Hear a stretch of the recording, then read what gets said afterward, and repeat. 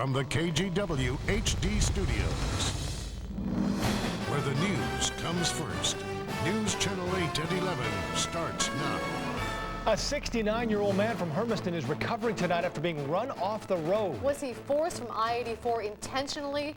Witnesses to the incident say it's possible. The night team's Scott Burton is live at Legacy Emanuel, where the victim is recovering. Scott? Well, Laurel, this crash happened yesterday just before 2 o'clock in the afternoon. 69-year-old Chuang Nak Du was headed home to Hermiston when witnesses say a car next to him swerved into his lane, forcing his vehicle off the roadway and into a slough. The pictures show the urgency as firefighters help an OSP trooper remove 69-year-old Chuang Nak Du from his Toyota Camry. Minutes before, witnesses say another driver forced Du from the highway in what appeared to be an intentional swerve into his lane. The driver, who was seriously injured, lost control, trying to avoid what appeared to be an intentional maneuver, cutting in front of his vehicle by the other driver. The crash happened just east of the Dalles, near milepost 98. Du's vehicle came to rest in this roadside slough. As Du was life-flighted to a Dallas hospital, the alert went out to police in Oregon and Idaho. Officers began searching for a black late-model Nissan Maxima with Idaho plates. 2 people in it. The driver was described as a white male. Beyond that, we don't have any more information. Du was flown from the Dalles to Legacy Emanuel, where he was at first listed in critical condition. He has since improved and is expected to survive. But the search for the driver who forced him from the roadway tonight continues. Again, the vehicle believed to be connected to Du's crash is a late model Nissan Maxima with Idaho plates, black in color. If you have any information in this case, you're asked to call the Oregon State Police Department. Back to you in the studio. New information tonight in the case of a martial arts instructor arrested on sex abuse charges. William Brent Mullins was found guilty of 2 counts of first-degree sex abuse and sentenced to 13 months in prison and 3 years probation. Mullins will also be required to register as a sex offender. He was accused of sexually abusing 2 of his male students at Northwest Martial Arts in Clackamas. New at 11, attorneys for the family of Fayoud Katie are speaking out about a $1 million settlement reached with Clackamas County. Nearly 5 years ago, Katie was found naked and burned after crashing his car on a rural road. Witnesses say Katie was acting like he was on drugs. The family says Katie was disoriented and in severe medical shock. A confrontation ensued and officers tased him, then shot him. Lawyers for Clackamas County insist the settlement is an insurance decision and say the officers did nothing wrong.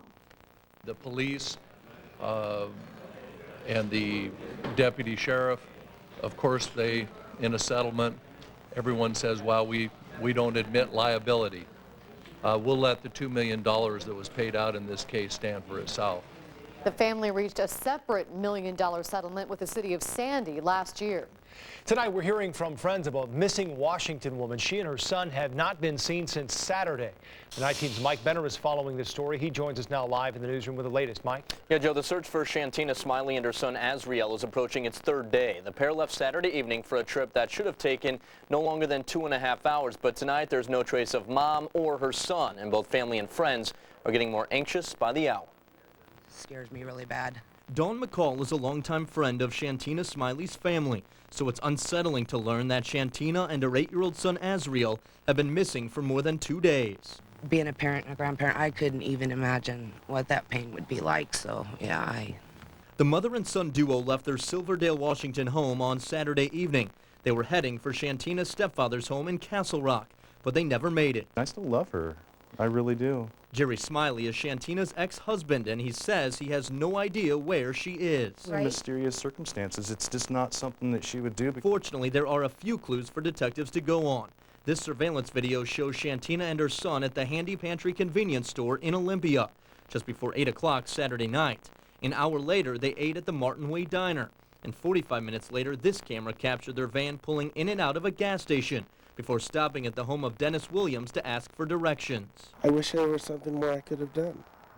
I wish I knew more or asked the right questions. The next morning, Shantina's van was found partially submerged in Olympia's Bud Inlet, but there was no trace of the young mother or her son. I love this woman. I love that boy, you know, and I want her to be my wife, and just put her somewhere where she could be found. A desperate plea for the safe return of a mother and son whose whereabouts remain a mystery. I hope they find her. I really do, and I want to let the family know we're there for her. Now tonight there are reports that Shantina is a recovering alcoholic who could have had a recent relapse. If you know anything about this case, you're urged to call the Thurston County Sheriff's Office in Washington. Laurel? We hope there's a break soon. Thank you, Mike.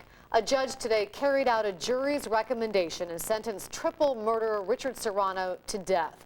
Serrano shot and killed Melody Dang and her 2 sons, apparently to punish Dang's live-in boyfriend, who had an affair with Serrano's wife and got her pregnant. At his sentencing, Serrano declined the opportunity to address his victims' family members. He will now join the nearly 2.5 dozen inmates on Oregon's death row.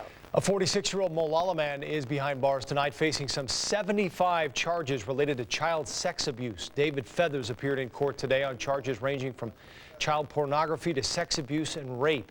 According to court documents, Feathers took pictures and videos of little girls during a 3-year period. The victims range in age from 5 to 13 years old. Children have a right to be safe in our community, and when people take advantage of them sexually, it's tragic. It alters that child's life forever.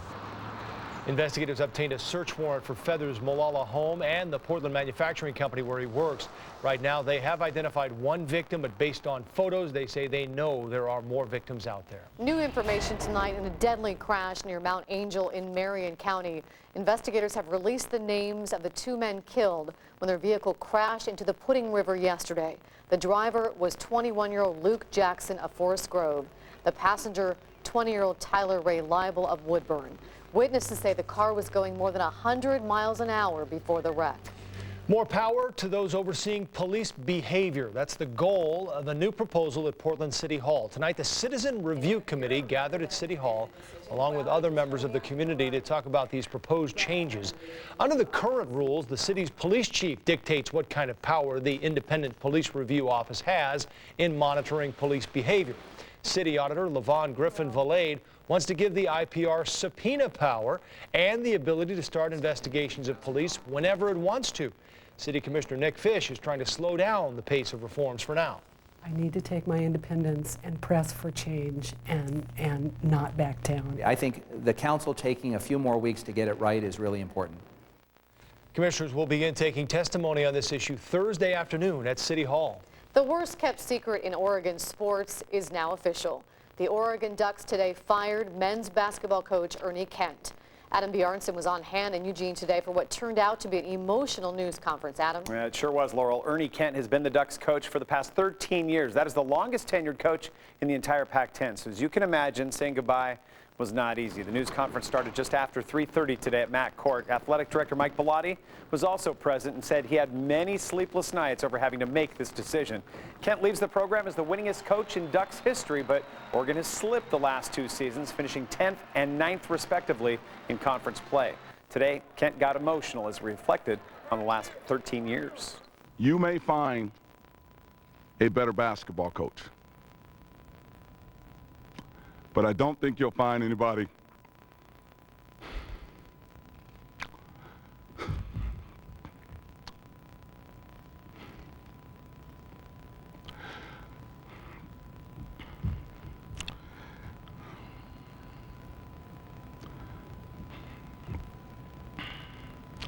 that has the passion and love that I have for this university. Very emotional day down in Eugene. The Ducks have since opened up a nationwide search for Kent's replacement. I'll have more on just who might be involved coming up later in sports. We'll see you in a bit, Adam. Thank you. The city of Portland prides itself on its trees, but it apparently lags behind when it comes to tree canopy coverage. That's a story you'll see in tomorrow's Oregonian. Atlanta and San Antonio top the list when it comes to tree leaves, branches, and trunks when viewed from above. Portland comes in third. The city is hoping to finish a proposal that will increase canopy coverage as well as streamline tree policies. You'll read more about that proposal and again where the city is lacking when it comes to trees in tomorrow's Oregonian. There's more on the way from the night team. Coming up in less than 3 minutes, another recall, this time from Honda. Why the company's recalling 400,000 vehicles. Also a massive financial deal between Michael Jackson's estate and Sony, and it made history. And think you've seen it all? How about this? We'll introduce you to the surfing alpaca coming up. And that's, we still have a couple of showers out there, but not for long. The trend is for drying and Raptor Cam. We'll take a look at the nest, see how we're doing. Plan your day with the #1 morning news station. Begin with News Channel 8 at sunrise. Then at 7, The Today Show, the nation's #1 morning news. Rely on the #1 morning news station, KGW News Channel 8. What if a bank did more than take care of your money?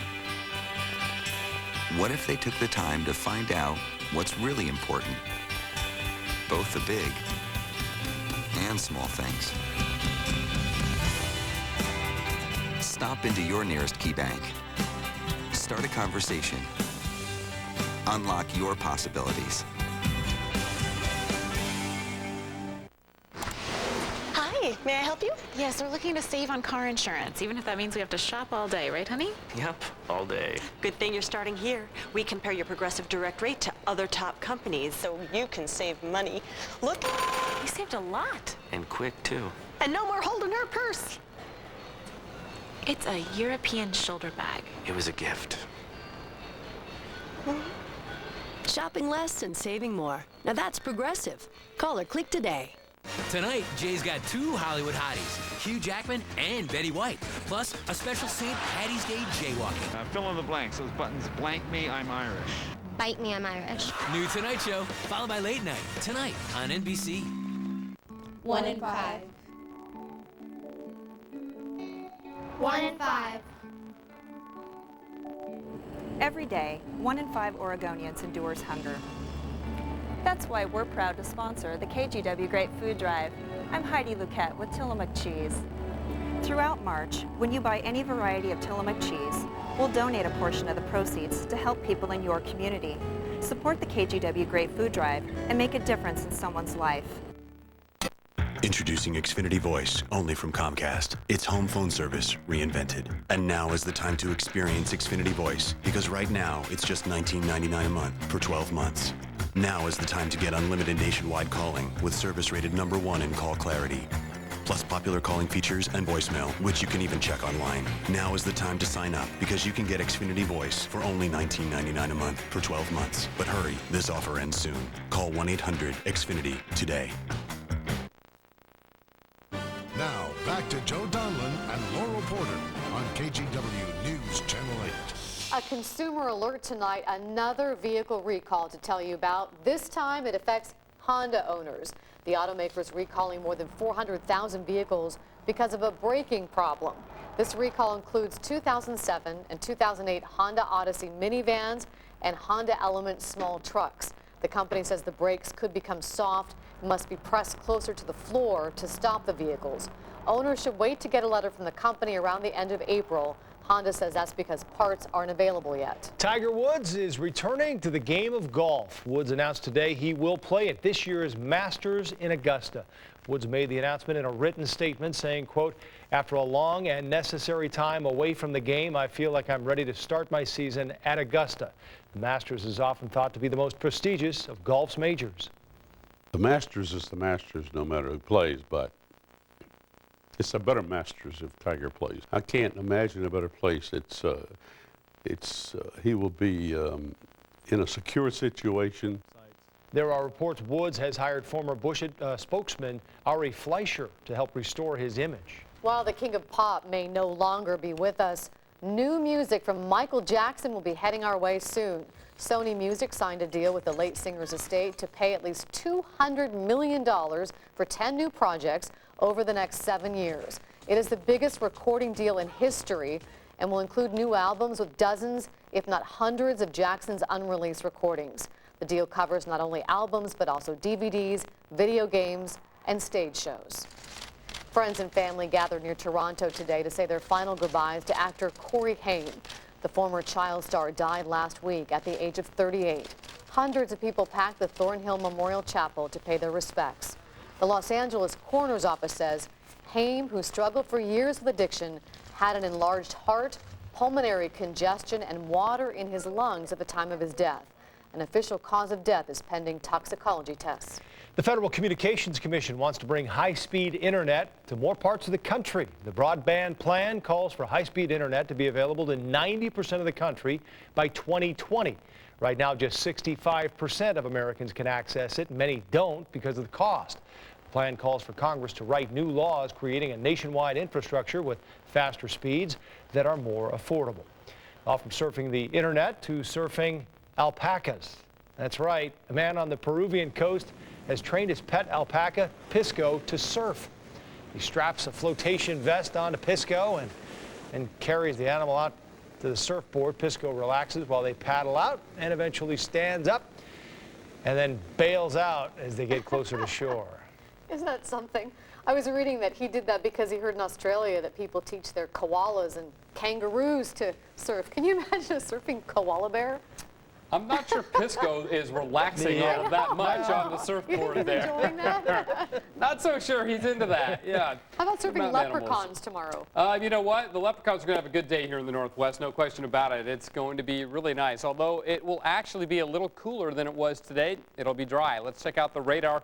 Got a few showers finally sliding off the top of the coast range. They've sort of just been clinging to the top of the range for the better part of the evening hours, and now they are moving on out of there. Now, you look at the radar, and you can see we've got this line coming into the coast. This line moved inland, but it dissipated. We're getting a few snow showers up around Mount Hood, so if you're skiing tomorrow, should be a couple of inches of good snow. Things will be improving just a little bit up there. Didn't get a whole lot of rain out of the system. We didn't really think we would. Up to 1700s now at Astoria, just 100th at the airport. We picked up 500s downtown. It was 60 degrees, though. That felt good. 61 in Troutdale. A little cooler in Hillsborough with a 54. Elsewhere in the state, look at Redmond. They're thinking, hey, it's summer. It's 71 there today. Pendleton's going, we were warmer. 72. So really, really mild across central and eastern Oregon, although these areas will cool off tomorrow. Raptor cam, I'm going to put the space in there between the W and the A. KGW Audubon camera just honed in on our red-tail hawks. You can see the red tail there. I'm not sure if this is the male or the female. It doesn't really matter. There's the red tail, but she's going to fly off, and there you go. You can see the 3 eggs here, 1, 2, 3. This, I believe, feathers or perhaps even a little bit of trash that the birds brought into the nest. But here comes the next one to take over the roosting on a cool day. Meanwhile, out of the Oregon coast, our Pacific City Sky Show showing those showers off the coast, and those are what are moving inland now. Now, the jet stream is pushing the system inland finally. Cold front is now traversing eastern Oregon. Center of the low is up there. There's not a lot of cool air behind this to keep the showers going tomorrow. So we're going to clear it out. And when the clearing starts, it's going to stay with us. In fact, notice tomorrow, well, this will be sort of a north wind pattern for us tomorrow. But as we go deeper into the end of the week and the weekend, it's going to become an east wind pattern for us. When the east wind kicks in, we're going to see warming. And so it'll take a couple days for our temperatures to get above 60. By Friday, we'll be there because of this. Massive area of high pressure will push the jet stream way up to the north. So with that around, it's just a big, fat, warm air mass to start off spring on Saturday. Outside right now, it is 47, so it's a little cool. Winds out of the south at 5 and the freezing level 4,400 feet. Partly sunny on the coast tomorrow. Showers early, and then we're in it. Sunshine, 55, and that's going to continue through the weekend. It's going to be beautiful. In the valleys, about 58. Call it partly sunny, but there'll be plenty of sun, just a few clouds hanging around too. The Cascades, snow level about 4,500 feet, maybe a couple of inches of new snow tonight in the 30s, so a good day for skiing tomorrow. It's going to be really nice. Central and eastern Oregon, you're cooling off. 56, north winds at 5 to 15. 55 in the Gorge, thereabouts, maybe a shower or two early, then partly sunny, and also partly sunny in the Portland area. We'll make it up to about 58.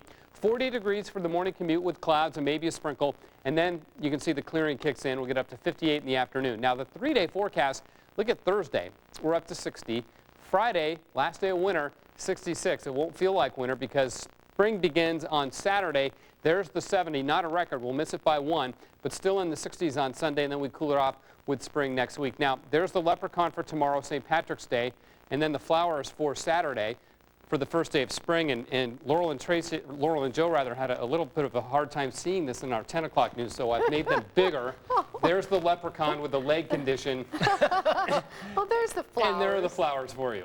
Well, that's a forecast worth doing a jig to. Yeah, what's he smoking anyway? What's that? The leprechaun, what's he smoking? that a pipe there? You don't want to ask. He's got a hitch. He's got all kinds of issues. Maybe that's why his leg is going. Well, strange timing on this one. The Blazers fire one of their top basketball executives, Adam.